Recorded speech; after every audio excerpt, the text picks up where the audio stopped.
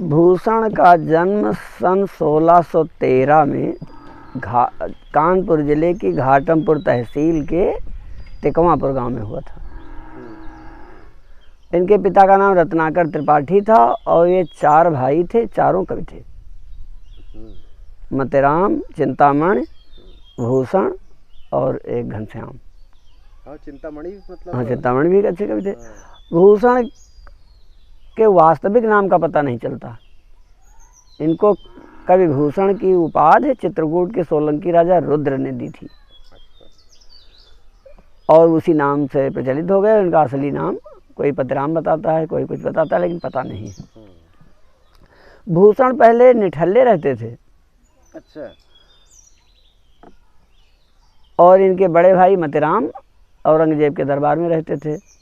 उन्हीं की कमाई से घर का खर्चा चलता था। एक बार भूषण भोजन करने बैठे तो इन्होंने मतेराम की पत्नी से कहा कि भाभी, दाल में नमक नहीं है। तो उन्होंने ताना देते हुए कहा कि नमक बहुत कमा कर लाते हो तो डाला जाए।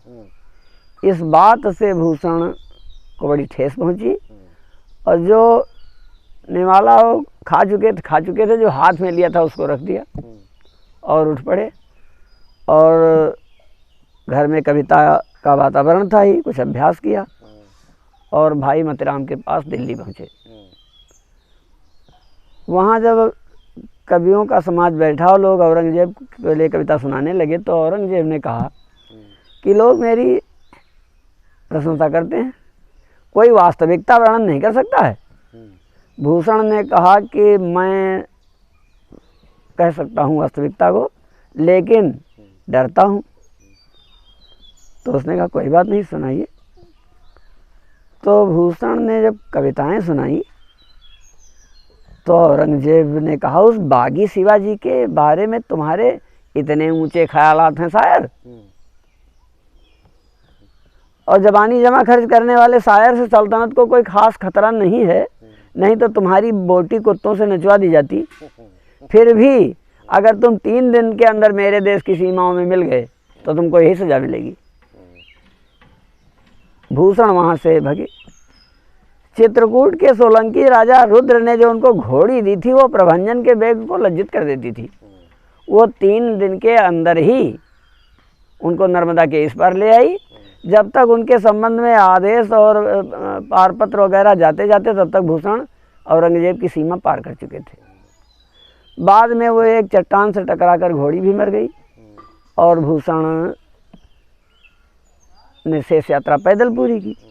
चलते हुए एक बार वो एक रात में एक मंदिर में टिके थे। वहीं महाराज शिवाजी भी वेश बदल कर राज्य का निरीक्षण करने निकले थे। पानी बरसने लगा, शिवाजी महाराज भी उसी मंदिर में आ गए। इन्होंने भूषण से उन्होंने पूछा कि युवक आप कौन हैं? उन्होंने कहा मैं कवि हूँ। तो कहीं यहाँ कहाँ? तो कहीं मैं शिवाजी के पास जा रहा हूँ। तो कहा वहाँ क्या सुनाइएगा? तो भूषण ने फिर अपनी एक कविता शिवाजी को सुनाई। कहा जाता है कि उस रात में उन्होंने वो कविता 52 बार सुनी थी और जब और सुनाने का आग्रह किया तो भूषण ने कहा अब वहीं सुनाऊंगा। शिवाजी चले गए। भूषण जब उनके दरबार में पहुंचे तो देखा ये तो वही आदमी है जो मंदिर में मिला था। शिवाजी ने कहा कविवर, उस दिन आपने अपना बड़ा नुकसान कर लिया।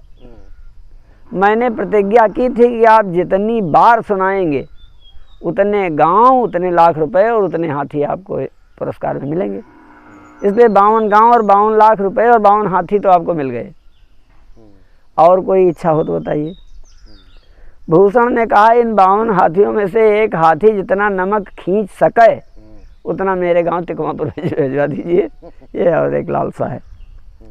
और तो भूषण की मान्यता ये थी कि सरस्वती जो हैं बहुत पवित्र हैं और उनको राम और युधिष्ठिर का वर्णन करके वाल्मीकि और व्यास ने उनको उच्चासन पर बिठाया था। लेकिन कलयुग के कवियों ने तमाम छोटे छोटे राजाओं महाराजाओं का वर्णन करके उन सरस्वती को कुछ कुछ कलंकित कर दिया है। इसलिए मैं महाराज शिवाजी के चरित्र रूपी सरोवर में स्नान कराकर उनको फिर पवित्र करना चाहता हूँ। इस संबंध में उन्होंने एक कविता लिखी है कि ब्रह्म के आनन ते निकसीते अत्यंत पुनीत तिहूँ पुरमानी। ब्रह्म के आनन ते निकसीते अत्यंत पुनीत तिहूँ पुरमानी।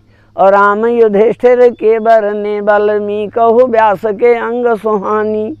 और भूषण यो कलि के कविराजन राजन के गुण गाये नसानी। पूर्ण चरित्र शिवासर जासर नाय पवित्र भई पुनि बानी। इन्होंने अपना कथानायक जिन दो महापुरुषों को चुना वह भारतीय जनता के कंठहार, एक महाराज शिवाजी और एक पन्ना नरेश महाराज छत्रसाल। इसलिए भूषण की कविता कोरी चापलूसी नहीं कही जा सकती, वह जनता के कवि हैं और इनके प्रति जनता के मन में जब तक आदर रहेगा तब तक भूषण की कविता आदृत रहेगी। कहा जाता है कि भूषण ने शिवाजी के दरबार में एक ये कविता सुनाई थी।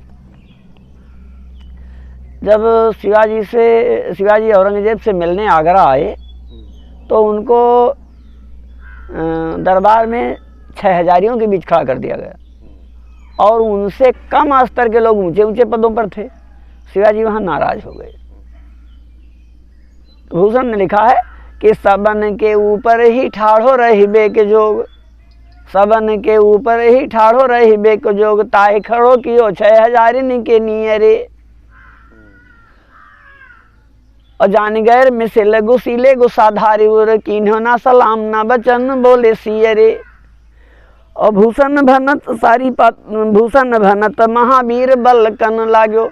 और सारी पात शाही के उड़ाए गए जियरे।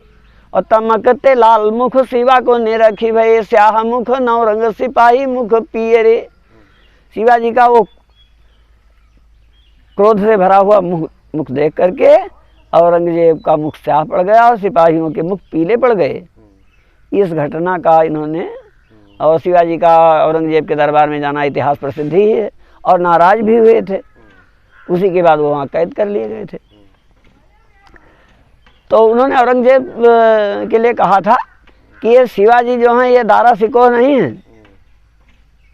दारा की न दौर यह रार नाही, खजुबे की बांधिबो नहीं है कैदो मीर सहवाल को। और मठ विश्वनाथ को न बासग्राम गोकुल को, देवी को न देहरा न मंदिर गोपाल को। और गाढ़े गढ़ लीने और बैरी का तलाम कीने, ठौर ठौर आ हासिल उगाहत है साल को। और बूढ़त है दिल्ली सो संहारे क्यों न दिल्ली पति, धक्का आने लागो सेवा राज महाकाल को। उन्होंने कहा शिवाजी दारा सिकोह नहीं है जिनको आपने कत्ल करवा दिया, और अपने किसी मीर मुंशी को या अपने अधिकारी को बंदी बनाना भी ये काम नहीं है, बांधिबो नहीं है कह दो मीर शाहमाल को। और शिवाजी काशी विश्वनाथ का मंदिर भी नहीं है, मठ विश्वनाथ को, न बासग्राम गोकुल को, और न मथुरा का मंदिर है। मठ विश्वनाथ को न बासग्राम गोकुल को, देवी को न देहरा न मंदिर गोपाल को। और गाढ़े गढ़ लीने और बैरी का तलाम कीने, ठौर ठौर हासिल उगाहत है साल को। वो ठौर ठौर पर अधिकार में जमीन करके और वहाँ वो वसूल रहा है, राजा बना हुआ है। तो बूढ़त है दिल्ली सो संभारे क्यों न दिल्ली पति, दिल्ली डूब रही है, दिल्ली पति से क्यों नहीं संभाल रहे हो। इसे शिवाजी महाराज जैसे काल का मानो धक्का लग गया है, धक्का आने लगे उसे राज महाकाल को। या चाहे निकाल दियो जात बोध